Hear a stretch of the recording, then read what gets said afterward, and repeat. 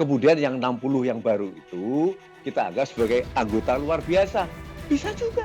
Tinggal rapat bersama, rapat pleno. Tidak perlu melibatkan pemerintah, melibatkan DPR, nggak usah. Lembaga-lembaga pejabat negara tidak mengerti ini. Ini jiwa kita dalam rangka membangun negeri ini gitu loh. Saya menyerap ini Pak Suwardi bicara kebutuhan kita hari ini ya, gitu harus cepat kita ya, gitu ya.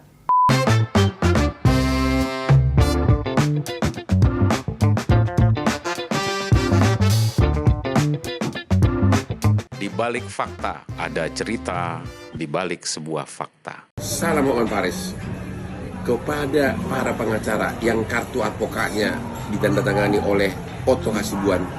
Inilah saatnya Anda harus membuat pilihan karena jawaban hukumnya sudah mengerucut. Anda boleh memilih merapat ke Ketua Umum Peradi yang baru Luhut Pangaribuan atau pindah organisasi.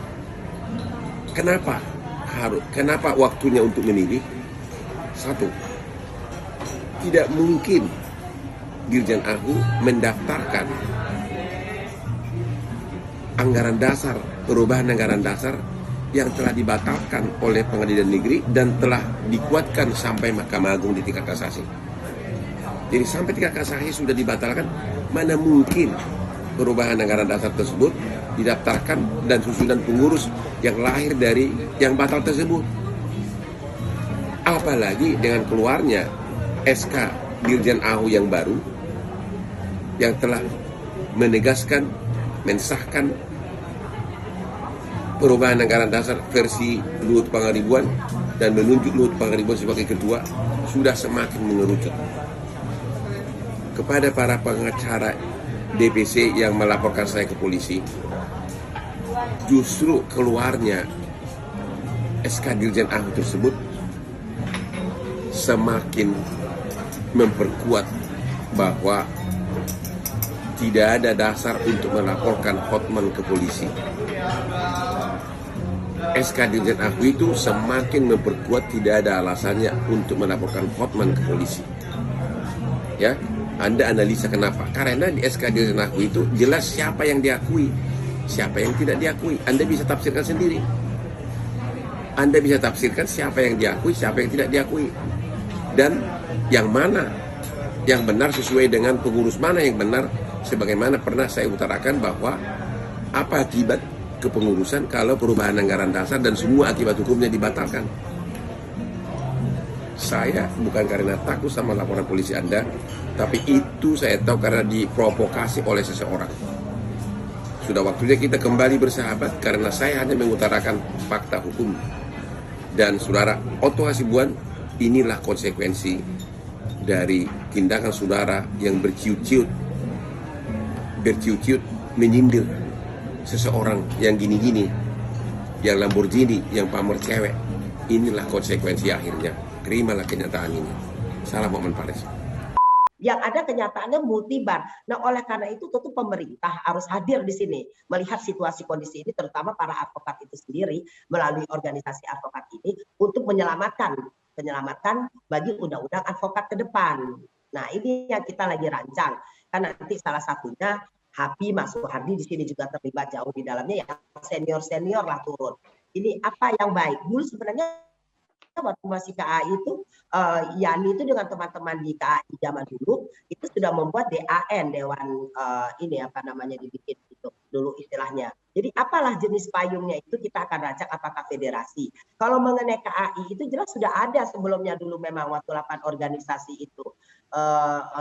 Dan saya adalah salah satu yang lulusan dari KAI 2002 sebagai advokat ikut ujiannya. Saya akuin aja memang saya sebagai lawyer memang di 2002 itu ikut gitu loh pada saat terakhir pemerintah KAI mengandai ujian pemerintah pada terakhir kalinya. Oleh karena itu sekarang ini sudah saatnya Bang Bob dengan menjamurnya undang-undang advokat ini harus kita menyarankan melalui pemerintah, DPR, terutama juga yang sedang memiliki gagasan terobosan baru undang-undang advokat yang pengganti daripada Undang-Undang 18 2003 karena tidak terlaksana itu, karena multi tafsir banyak sekali mengenai Undang-Undang 2003 seperti kita Hapi Saya dengar kalau misalnya dari Peradi dia lain lagi tafsiran undang-undang itu. Kalau saya menafsirkan undang-undang advokat itu jelas-jelas 8 organisasi advokat itu yang diakui di dalam sana. Kalau boleh dibilang prakarsa itu harus dari kita, itu yang IKADIN, HAPI, APSI, IPHI, ya AAI saat itu jelas dan itu diakui oleh undang-undang dan dinyatakan dalam pasal undang-undang nomor 18. Dan KAI pun yang seperti Mas Wandi bilang memang disebutkan hasil produk yang kode etik tadi. Nah oleh karena itu kalau ada klaim-klaim kemudian dari Otto Hasibuan dia merupakan single bar tercipta, dia tidak. Tadi kan kita udah mengetahui itu udah rahasia umum lagi bahwa itu hanya kesepakatan daripada 8 organisasi ketua umum dan sekjen menandatangani nota kesepakatan membuat Peradi kemudian berkongres. Itu tadi Mas Wardi juga udah singgung. Kongres itu dari masing-masing organisasi advokat aja tidak berlangsung untuk menyatakan bahwa Peradi lah wadah tunggal. Jadi itu baru kesepakatan saja. Nah dari situlah sebenarnya apa yang dinyatakan Otto itu bahwa dia menjadi wadah tunggal sudah tidak dapat diberlakukan lagi. Kalau Bang Hotman kan Paris menyatakan setelah gugur di MA itu menyatakan daripada Luhut Peradinya, dia menyatakan di situ oleh karena itu tidak berlaku wadah tunggal. Kalau ada lagi pendapat dari Mas Adi Warman, pada saat Peradi pecah itu dia nyatakan tidak berlaku wadah tunggal. Karena mereka lihat sisi motivasinya dari dirinya, dari organisasinya dia. Yang benar itu statement dari kita HAPI, dari IKADIN gitu loh. Bahwa yang benar itu adalah sudah mulai tidak berlakunya, bukan tidak dijalankan undang-undang itu adalah pada saat 2005 tidak berkongres para advokat itu. Jadi 8 advokat ini bergabung membentuk kesepakatan Peradi harusnya kongres. Nah, KAI Kongres terlambat 2008 Bang Buyung menyarankan pada saat itu kadaluarsa. Dari situ sebenarnya bukan dari saat Peradi pecah baru single bar itu tidak berlaku atau multibar itu berlaku, tidak, dari tidak terbentuknya Kongres di 2005. Itu fakta sebenarnya. Begitu Bang. Terima kasih. Jadi dengan perkembangan yang menjamur nih para organisasi advokat ini nih Bu Enita ya. Ini kan sudah 67 ini. Apakah terhadap 8 organisasi advokat yang tadi Bu Enita cerita berupaya untuk mengajukan ya perbaikan hukum karena ada kekosongan hukum. Ini kan ada kekosongan hukum nih. Karena tidak dijalankan dari 2005. Kemudian juga contoh Bang Hotman Paris sekarang ini ya kan. Karena Peradi juga bukan sebagai organisasi tunggal di Indonesia ini yang masih dalam perspektifnya orang Bang Otto sendiri sering kami baca juga di media sebagai single bar atau wadah tunggal ya. Berarti kan tidak mengakui adanya penjamuran tadi yang 67 ini nih. Apakah sifatnya sama seperti Bu Enita tadi? Sudah berupaya Bu Enita dan kawan-kawan, baik itu HAPI, IKADIN yang tadi Bu Enita sebutkan mau mengajukan perubahan undang-undang termasuk undang-undang organisasi advokat mengajak ya 67 organisasi advokat yang ada ini. Apakah sudah ada upaya seperti itu? Apakah masih berkeras hanya dengan 8 organisasi advokat ini nih? Oh tidak. Tidak Bang Bob. Jadi di hasil pertemuan dari teman-teman OA lainnya, terutama 8 organisasi advokat ini, bahwa tidak ada sama sekali kita mengklaim bahwa 8 organisasi inilah berarti yang sekarang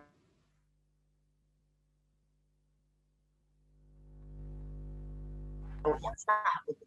Sebentar, sorry tadi terjadi gangguan. Jadi begini Bang Bob, jadi kita berusaha 8 organisasi dan organisasi lainnya, termasuk Peradi, termasuk KAI. Tapi saat ini baru ada pembicaraan adalah dari KAI. KAI sendiri kan ada pecah 3 gitu sekarang ini. Kita tidak peduli deh Bang Bob, mau pecah berapa atau berapanya. Yang jelas sekarang siapa organisasi advokat yang mau bergabung saat ini. Alhamdulillah kemarin itu Prakarsa ada beberapa OA yang sudah sepakat untuk membangun pertemuan-pertemuan yang lanjutnya nanti 67 OA ini diakui. Kenapa diakui 67 OA ini? Dia punya SK Kumham Bang Bob gitu loh. Nggak boleh kita mengklaim. Oh dia bukan OA, hanya kita 8 ini aja, gitu namanya kita arogan Bang Bob. Jadi kita tidak arogan. HAPI salah satu yang juga melihat sikap perkembangan dan SK Kumhamnya gitu istilahnya. Jadi kita mengajak 67 orang ini dan sudah dimulai secara bertahap, pertemuan pertama, pertemuan kedua, jadi maupun by phone atau pertemuan tatap muka langsung termasuk kemarin, itu salah satu upaya upaya bagi senior-senior juga yang pernah dulu bergabung di Peradin, ada Bang Rambe juga, mereka diajak bersama-sama dan HAPI juga ikut di dalamnya pastinya gitu, dipelopori lah oleh kita semua, dan Mas Suhardi ada terlibat langsung juga di dalamnya untuk mengayomi kepada OA-OA lain agar nanti membuat suatu landasan payung hukum baru, undang-undang baru bagi organisasi advokat kita ini ke depan. Insya Allah ini terwujud, karena suka tidak suka Bang Bob, teman-teman itu harus bersatu. Bersatu, kalau kan istilahnya bersatu kita teguh. Kalau advokat ini masih mendapat pendapatnya masing-masing terus dikemukakan gitu, nggak akan selesai juga profesi kita ini. Yang tadinya officium nobile itu tidak akan lagi. Jadi penegak hukum itu jadi tidak ada. Tapi kalau kita mempunyai karakter kita sendiri kita jaga, kemudian marwah kita sebagai advokat itu dijaga melalui payung organisasinya. Nah, alhamdulillah kita lagi merintis ke sana bersama teman-teman dan pakar-pakar yang lebih senior juga dari saya untuk membentuk apa kira-kira yang cocok organisasi advokat ini, undang-undang advokatnya. Apakah berbentuk federasi, tadi apakah berbentuk kembali komite, apakah itu terbentuk kembali nanti berupa dewan advokat gitu loh. Nah, seperti kalau Mas Suhardi beranggapan KKAI masih hidup, tapi ada sebagian yang bilang bahwa KKAI itu hanya bersifat ad hoc, hanya sementara dibentuk saat itu pada saat untuk pembentukan kode etik. Nah, multitafsir inilah yang harus kita kesampingkan sekarang ini. Satu tujuan kita membentuk landasan hukum payung daripada organisasi advokat ini, undang-undangnya untuk pengganti daripada Undang Nomor 18 2003 itu, Bang Bob. Demikian. Jadi Bu Enita, ini berarti Bu Enita setuju ya dengan caranya Bang Hotman Paris itu pindah ke organisasi advokat lainnya ya? Begini, bila setuju automatically gitu. Jadi dia punya hak untuk pindah. Jadi kalau saya bilang setuju atau tidak setuju, bukan dari dalam konteks begitu. Jadi gini, yang kode etik ini kan tadinya tuh belum ada dewan pengawas. Dewan pengawas itu di setiap organisasi advokat tuh ada untuk mengawasi, melindungi advokat yang bergabung di OA-nya.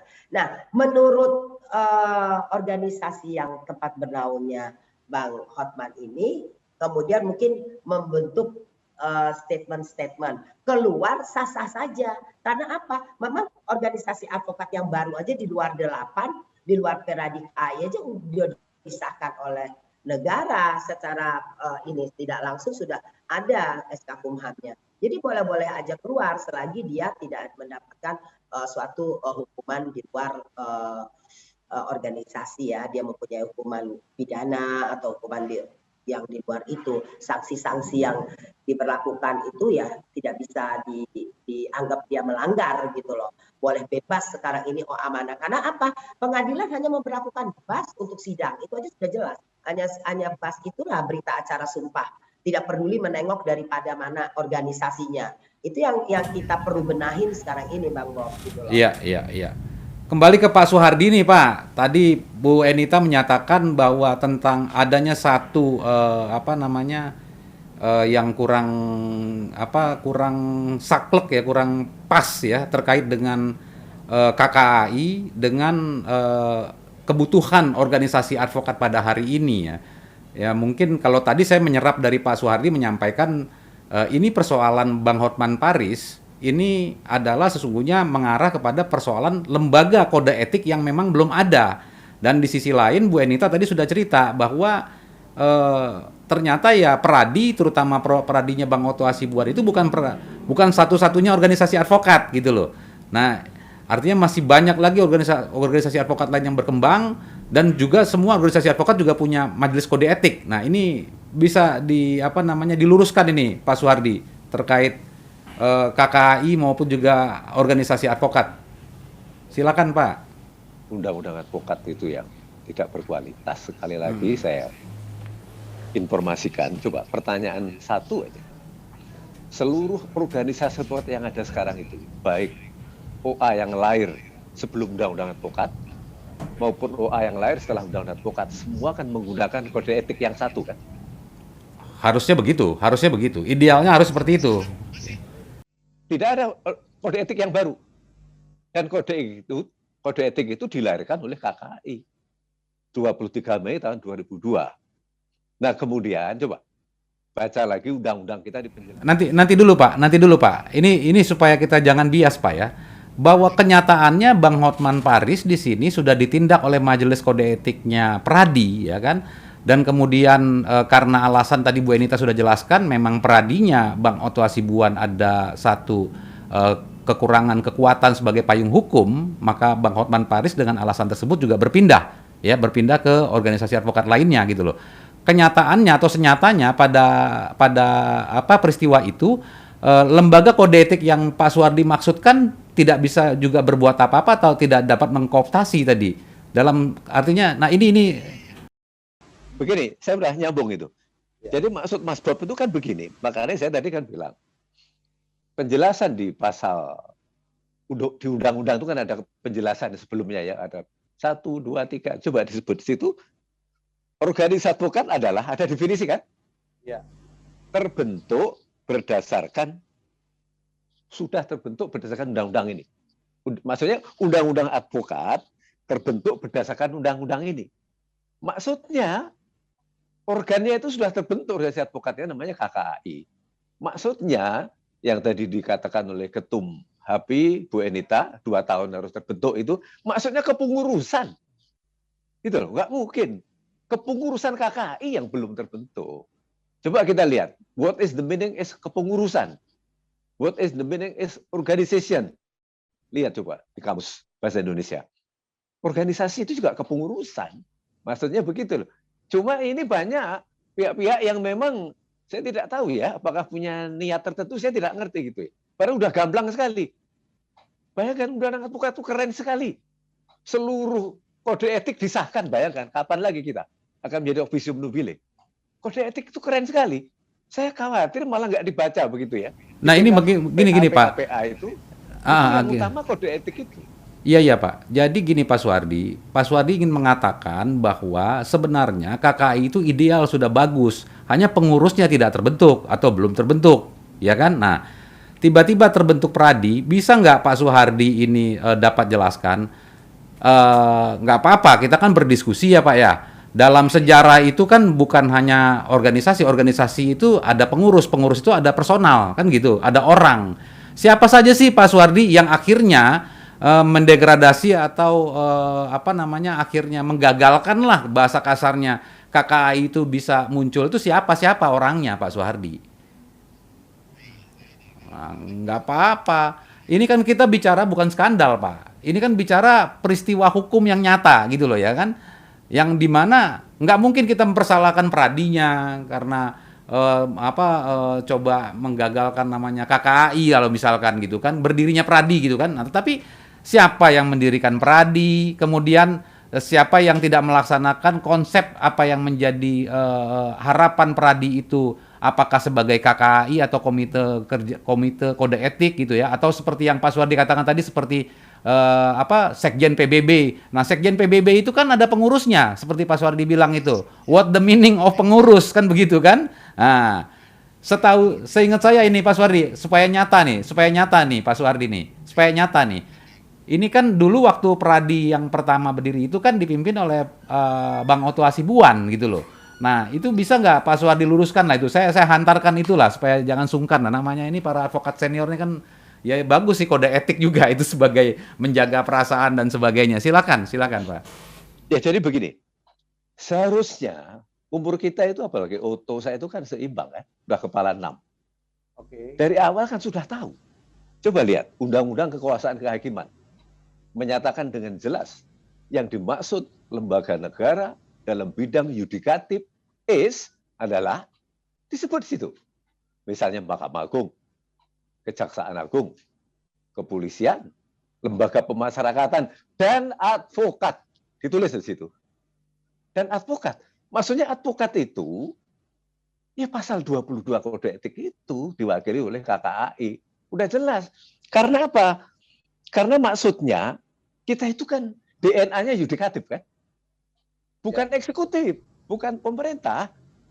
Tapi pemerintah selalu memang selalu ikut campur, ya boleh-boleh saja, tapi harusnya kan ada irisan-irisan pembagian kekuasaan gitu ya. Bayangkan, kekuasaan kehakiman itu jelas sekali. Ada hakim, jaksa, polisi, advokat. Maksudnya dalam kerangka membangun sistem peradilan Indonesia. Atau kalau dalam pidana, criminal justice system ya. Di dalam criminal justice system itu tidak mungkin kalau keberadaan advokat itu kemudian dimarginalkan gitu loh. Harusnya kita itu sama maksudnya itu sama-sama punya hulu gitu loh. Membikin hulu kebijakan nasional terhadap penegakan hukum itu harus hadir advokat itu, tapi bukan manusia-manusianya, lembaganya, rumah gadangnya itu, PBB-nya itu, KKI yang anggotanya seluruh ketua umum dan sekjen ex officio, otomatis. Saya ini kan pengurus KKI. Tahun 2002 ada ujian nasional, advokat menghasilkan 2.000.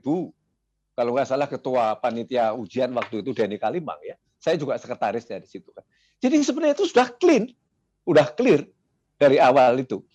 Makanya kalau kita tidak memiliki organisasi yang memiliki fungsi regulator, jadi tolong digarisbawahi, KKI itu maksudnya fungsi regulator. Hanya regulation aja. Tapi yang menjalankan adalah seluruh OA, mau PKPA, mau ujian, please silahkan. Tetapi soal regulator nasional, itu ibaratnya ya antamnya lah kalau di Indonesia ya, tambang ya. Masuk semua menjadi antam, ya nggak bisa dong. Aneka tambang ini yang mengatur pertambangan kan. Maka regulatornya tetap aneka tambang, PT-PT yang lain sebagai pelaksana. Sama sebenarnya. Sebab kalau enggak nanti bagaimana? Jangan-jangan sekarang udah 1 juta advokat. Gimana?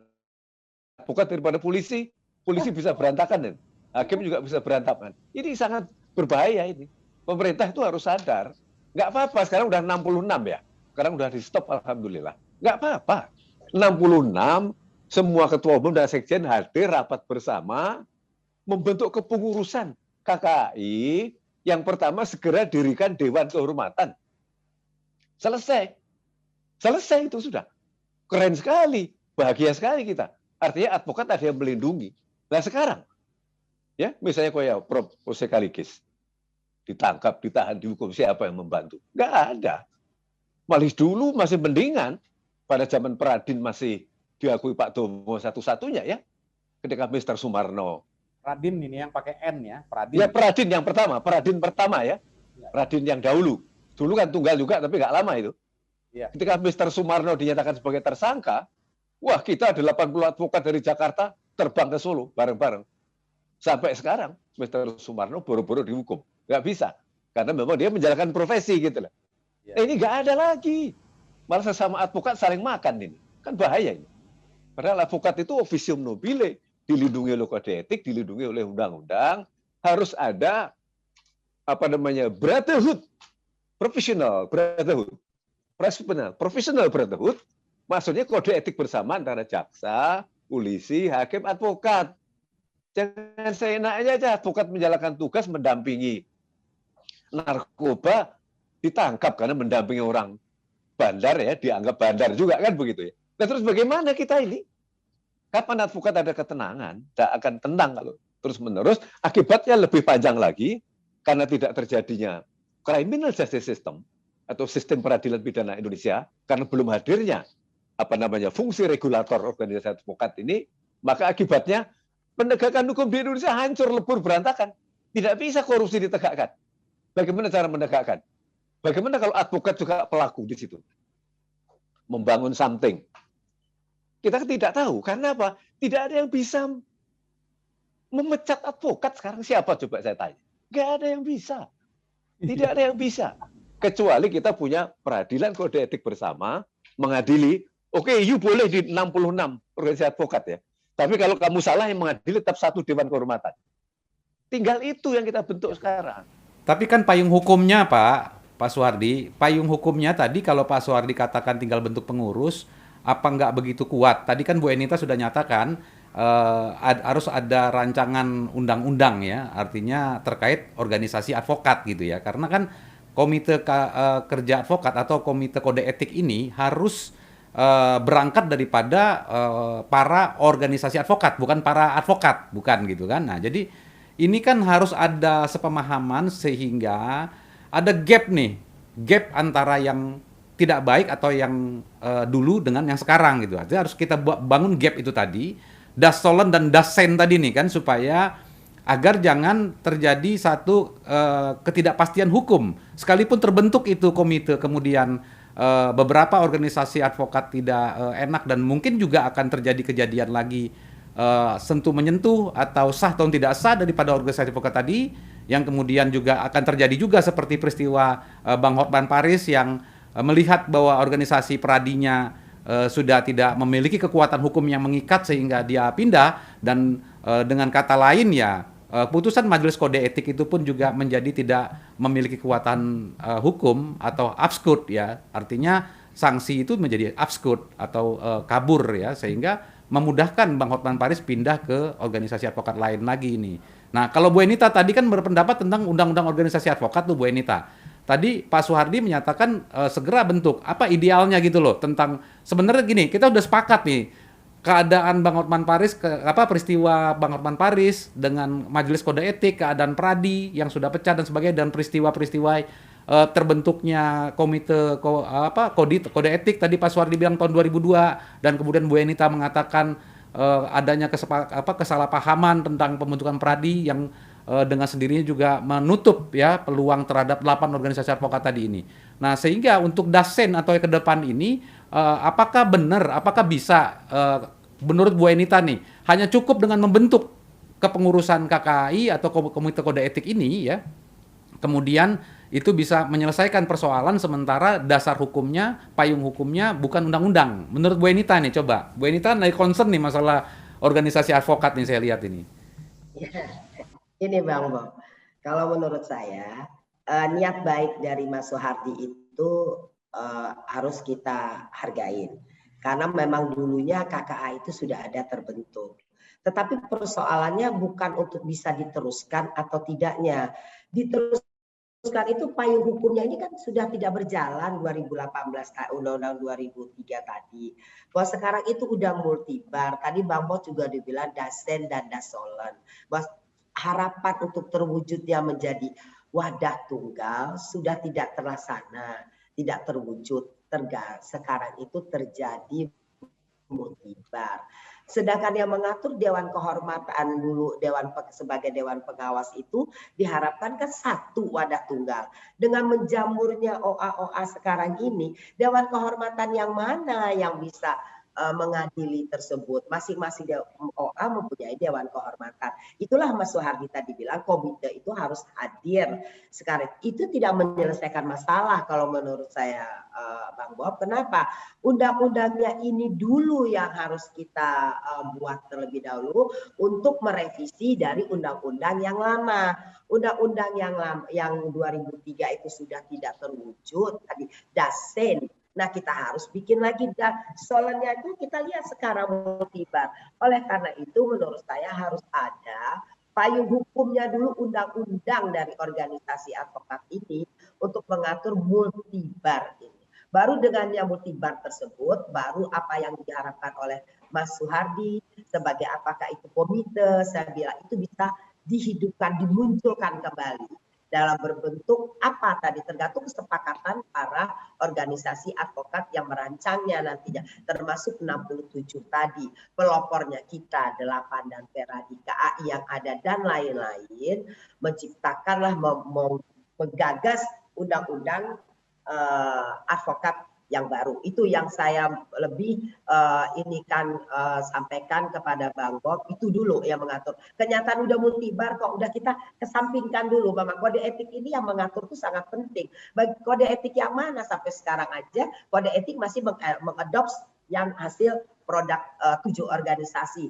yang dari KKAI itu. Masih sampai sekarang. Oleh karena itu perlulah undang-undang advokat ini sekarang ini harus kita buat yang ya, yang kita bahas ini kan jauh lebih banyak tentang organisasi advokat nih Bu Enita. Berarti kan ini pengajuan oleh teman-temannya Bu Enita ya, yang sedang digagas hari ini itu kan kemarin nomenklaturnya adalah undang-undang tentang advokat kan begitu ya kan. Nah, apakah nanti akan ada perubahan nomenklatur seperti Undang-Undang Advokat dan Undang-Undang Organisasi Advokat. Ada perubahan nomenklatur nggak rencana pengajuan? Ada pengajuan, otomatis nanti ada perubahan pengajuan komentatornya. Karena kan kita sudah berpikir bahwa udah multibar ini ada organisasi advokat yang berkepentingan. Karena advokat itu sudah bernaung dalam organisasi advokat. Jadi bukan mengenai undang-undang advokat saja dari individu masing-masing itu, tetapi undang-undang mengenai organisasi advokatnya yang juga harus dibuat gitu. Karena memang secara tidak langsung kan sudah kenyataan, tadi kata Bang Bob kan bilang, dari lewat fakta dan peristiwanya sekarang itu de faktanya udah multibar. Kalau kita mau klaim ya Bang Bob ya, kita boleh bilang kembalikan saja kepada 8 OA yang ada dalam Undang-Undang 2013. IKADIN, PRA, APSI, IPHI, HAPI, AAI. Kita aja yang mestinya kita, kenapa nggak kita minta bahwa kita yang 8 ini arogan sekali kita gitu.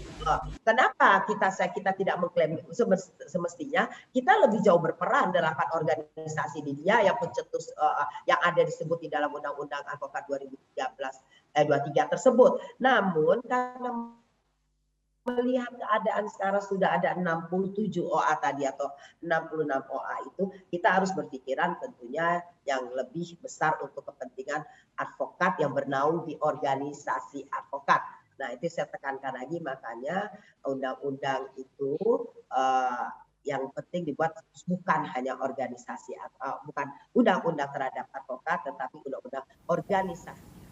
Oke, itu yang belum nyata itu. Nah ini Pak Suhardi ini gimana nih? Kan apa namanya, yang mau KKI ini, yang mau jadi pengurus ini kan nanti kan bagian-bagiannya itu kan seperti Pak Suhardi bilang tadi kan, PBB itu kan tidak membawahi warga negara setiap negara kan, dari negara-negaranya gitu loh. Nah ini kan organisasi, dan kalau ini saja belum ada ketentuan yang mengatur atau undang-undang yang mengatur. Ini bagaimana pengurusan atau konsep yang Pak Suhardi sampaikan tadi ini nih? Ini ada kesulitan di situ nanti nih. Mas Bob, Iya. inilah kesalahan cara berpikir yang selama ini tertutup. Kita lupa, undang-undang advokat itu hukum positif. Yang main-main. Hukum positif. Sampai sekarang. Semua PKPA mengatasnamakan undang-undang semua kan? Semua mengakui kan? Oke. Ingat pasal 33. Logikanya, seluruh isi kode etik itu sekarang sudah kodifikasi. Yang main-main. Kodifikasi kode etik advokat Indonesia. Itu juga hukum positif. Karena mutatis diakui. Yang main-main. Jadi kita ini sudah jelas. Sudah sangat jelas. Nah, karena hukum itu juga harus mengikuti perkembangan masyarakat. Kalau sekarang katakanlah sudah ada 60, yang awalnya 8, nggak ada masalah sama sekali. Yang 8 itu namanya anggota tetap KKAI. Ya. Kemudian yang 60 yang baru itu kita anggap sebagai anggota luar biasa. Bisa juga. Tinggal rapat bersama, rapat pleno. Tidak perlu melibatkan pemerintah, melibatkan DPR, nggak usah. Lembaga-lembaga pejabat negara tidak mengerti ini. Ini jiwa kita dalam rangka membangun negeri ini gitu loh. Saya menyerap ini Pak Suhardi bicara kebutuhan kita hari ini ya, gitu, harus cepat kita ya, gitu ya. Oh iya, karena tidak perlu lagi. Karena kalau ini undang-undang advokat dianggap jelek, harus ada kajian akademis dong. Mana hasilnya? Kajian akademis. Gini, Pak Suhardi. Ya. Ini kan persoalan tentang bahwa undang-undang advokat ini kan tahun 2003 ini, Pak. Dan memang sekarang yang menjadi perdebatan ini kan lebih banyak bukan advokat, Pak. Sekarang kita bicara contoh perkara lah ya, perkara atau yang ada di Bang Hotman, peristiwa Bang Hotman Paris ya. Dia seorang advokat gitu loh. Nah, kemudian dia berhadapan dengan lembaga organisasi advokat gitu loh. Nah, ini kan akhirnya tak berdaya, organisasi advokat ini tidak berdaya karena memang terjadi kekosongan hukum di sini terhadap organisasi advokat, bukan advokatnya.